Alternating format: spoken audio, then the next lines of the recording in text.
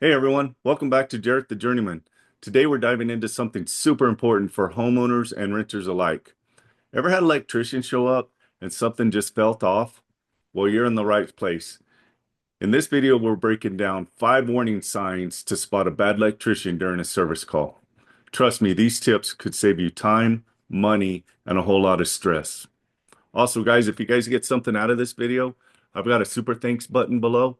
If you guys don't mind clicking it and donate a little bit to the channel and keep the channel up and going. That helps me get supplies and cameras and all kinds of stuff. So I appreciate that. But for now on, let's go to the 5 tips.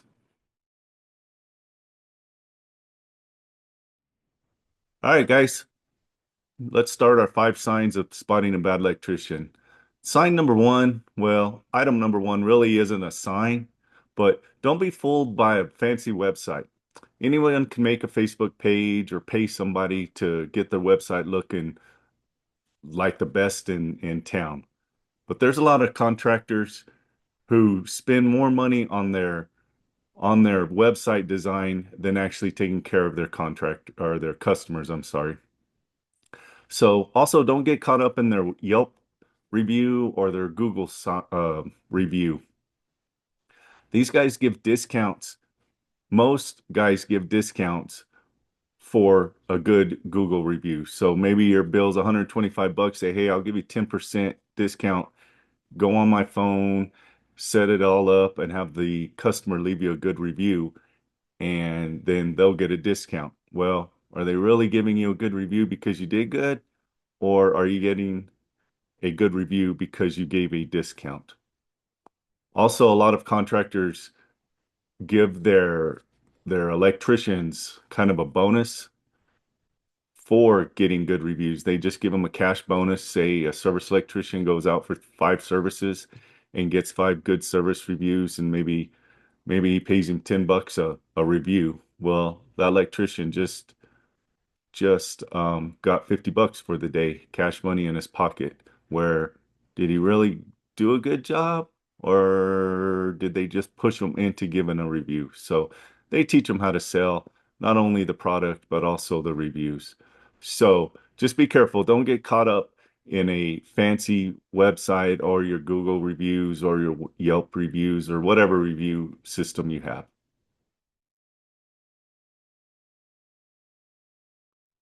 All right.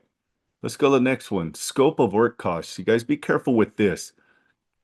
When the electrician shows up and gives you a cost of what it's gonna, and hopefully he gives you a cost of what it's gonna cost you to get this project done, which he should. You guys need to make sure to get that.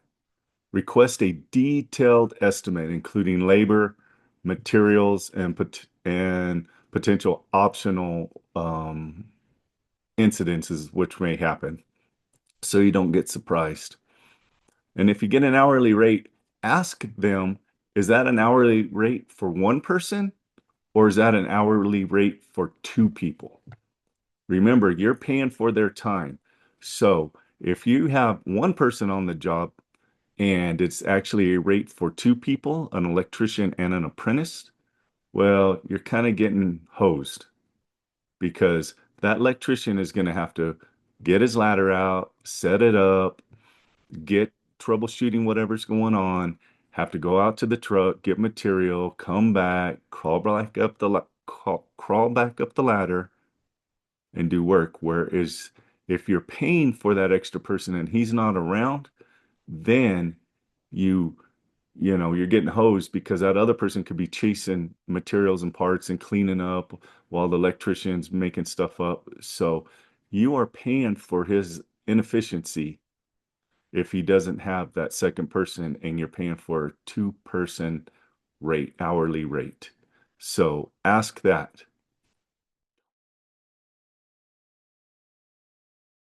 All right, guys, sign number 3. This one is this one's a telltale sign that is a dead giveaway. You guys need to look at the electrician and the vehicle as they pull up. If the electrician drives up and the vehicle's smoking the neighborhood with a muffler dragging and oil dripping on your driveway when they park, Do you really want them in your house? Do you really want that person there? You may question who you called. Also, take a look at the appearance of the electrician getting out of the vehicle.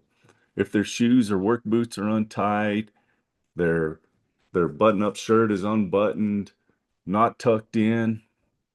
Do they smell like they've already smoked a pack of cigarettes and it's only 10 o'clock in the morning? Do you really want those people in your house? I don't know. I know I wouldn't. Also, look at the electrician's tools. If they're using tools that are all taped up, different colors of electrical tape, looks like they kind of bought all these tools maybe at the assortment bin at the pawn shop. Do you see screwdrivers that have little blow marks in them like they've been welded on?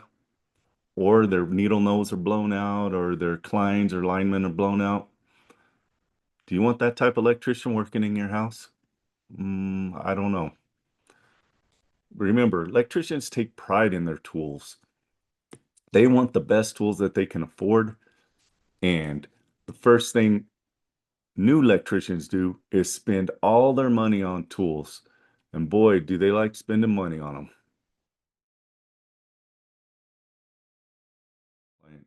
All right, guys, sign number 4, permits and code compliance.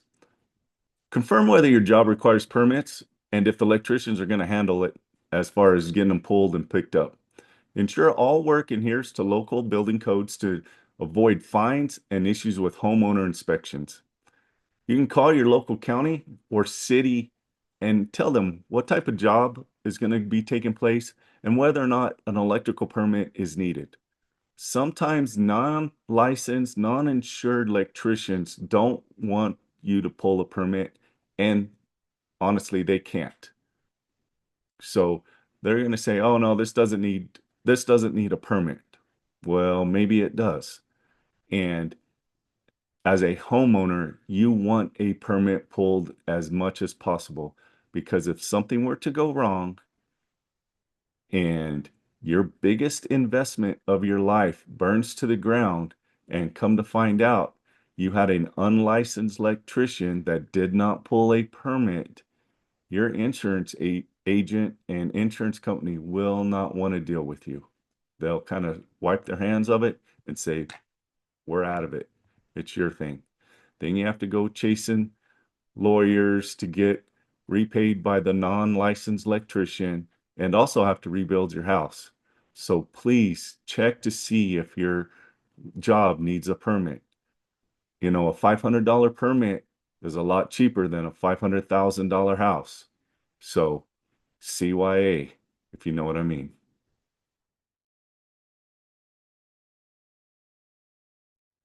All right, guys. The fifth and final one is the most important one that I can stress on licensing and qualifications. Verify your electrician's credentials, including their license, insurance, and certifications. Now, license may be contractor's license. The contractor should carry the insurance, but you should also have a journeyman on the job working in your house. That journeyman should comply with all the local codes and safe handling of the electrical system. Ask the person working on your house before he even starts working, he or she starts working on your house. Say, "Hey, are you a licensed journeyman for the state of New Jersey, New Hampshire, wherever, Texas, whatever state you're in?" Ask them. And if they say yes, then ask them to see their card. We are required as journeyman electricians to carry our card anytime we perform any type of electrical work. If they say, "Oh, I forgot it," they come up with the stories. There is another way to find out. All you have to do is do a quick 5-minute Google search on how to find out if journeyman electrician is uh, licensed in New Jersey, New York, Texas, wherever. Just Google it up. That is public knowledge, and you can pull the person's name up and see if they have a license or not. You can pull it up by their name, by their license number. So be careful of that. Like I said, journeyman electrician always carry their license. One time I had an inspector when I was very new into the game. He said, you need to carry your license even if you go get a gallon of milk. That's how strict they are about carrying their license. And then again, do you want an unlicensed electrician working in your house? I don't. So be careful with that, guys. Check their license because also you're being charged for a journeyman electrician.